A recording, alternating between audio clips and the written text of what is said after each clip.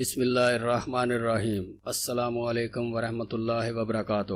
خطے میں فیصلہ کن گھڑیاں نزدیک آ رہی ہیں۔ انڈیا جو کہ امریکہ کے بلبوتے پر اترا رہا تھا، بالآخر امریکہ نے انڈیا کو اندھے کنویں میں دھکیل دیا ہے، اور امریکہ کی شہ پر انڈیا نے پلوامہ کی طرح پینگوئنگ میں بھی ایک نیا ڈرامہ رچا کر دوبارہ اپنے ہی پیروں پر کلہاڑی مار دی ہے۔ گزشتہ دنوں مودی سرکار کے اس بیان نے ماحول کو پھر گرم کر دیا ہے کہ اس نے چینی فوج کی جانب سے حملوں کو روکا ہے، پر حقیقت اس کے برعکس ہے۔ اصل میں خبر یہ ہے کہ انڈیا آرمی نے چینی فوج پر حملے کی کوشش کی تھی، جس میں انڈین آرمی کی اسپیشل فورس کا ایک کمانڈر مارا گیا۔ حالانکہ انڈیا اس بات کی تردید کر رہا ہے۔ گلوان ویلی کی طرح اس بار بھی انڈین آرمی کی چین کی پیپلز لبریشن آرمی کے ہاتھوں دھلائی ہوئی ہے، اور چین کی آرمی نے یہ اعلان کیا ہے کہ اس بار بھارت کو 1962 کی جنگ سے بھی زیادہ نقصان پہنچائے گی، تاکہ اسے پتا ہو کہ اس نے کس کے ساتھ پنگا لیا ہے۔ اب چین 1962 سے بھی زیادہ وسائل اور صلاحیت رکھتا ہے۔ اس بات کی تائید بھارتی فوج کے ریٹائرڈ جنرل ہدا نے بھی کی ہے، اور کہا ہے کہ چین بھارت کے کسی بھی علاقے میں گھس سکتا ہے اور کسی بھی نئے علاقے پر قبضہ کر سکتا ہے، یعنی معاملات مکمل جنگ کی طرف جا رہے ہیں۔ دوسری طرف اسرائیلی ایجنسی موساد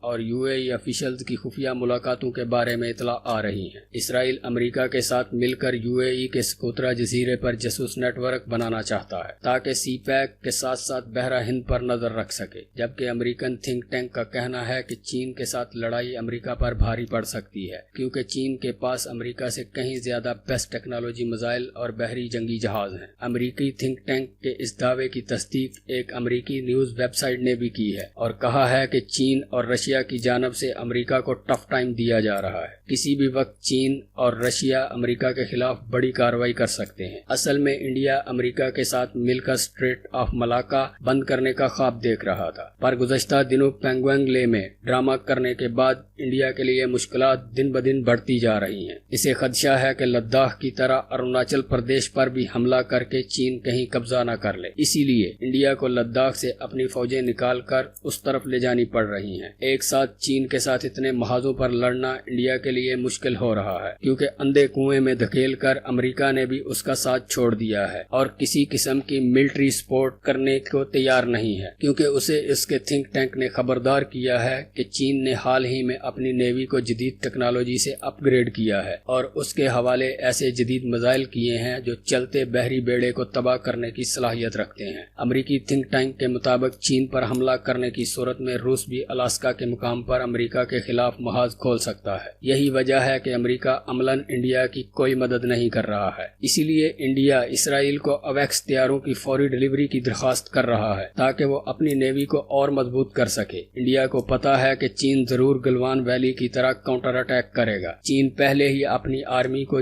حملے کے تمام تر اختیارات دے چکا ہے، اور وہ کسی بھی وقت انڈیا کو سرپرائز دے سکتی ہے، جبکہ پہلے ہی ایک حملے میں بھارتی فوج کا ایک کمانڈر چینی فوج کے ہاتھوں مارا جا چکا ہے۔ اس سرپرائز کے بعد انڈیا کو جو نقصان ہوگا وہ 1962 سے کہیں زیادہ ہوگا، اور امریکہ بھی اس کی مدد کو نہیں آ سکے گا۔ چین کے اس بیان سے واضح ہوتا ہے کہ چین انڈیا کے خلاف کوئی بڑی کارروائی کرنے جا رہا ہے، پر انڈیا چاہتا ہے کہ اس سے پہلے چھوٹے موٹے حملے کر کے چین کو بات چیت پر مجبور کر لے، تاکہ اس سے اپنے کچھ علاقے واپس لے سکے۔ ایسا ہوتا نظر نہیں آ رہا ہے۔ واضح رہے کہ انڈیا کی خواہش تھی کہ کسی طرح اسٹریٹ آف ملاکا والے راستے کو روکا جائے، جس میں اسے بری طرح ناکامی ہوئی، کیونکہ چین وہاں پر تھائی فوجی حکومت سے مل کر 30 بلین کی لاگت سے ایک مختصر سا راستہ نکالے گا، جس سے چین کی نیوی تھائی کینال سے گزر کر انڈیا کی نیوی کے خلاف ہر قسم کی کارروائی کر سکے گی، اور بحرہ ہند کی طرف بھی ہر طرح سے نقل و حرکت آسان بنا سکے گی۔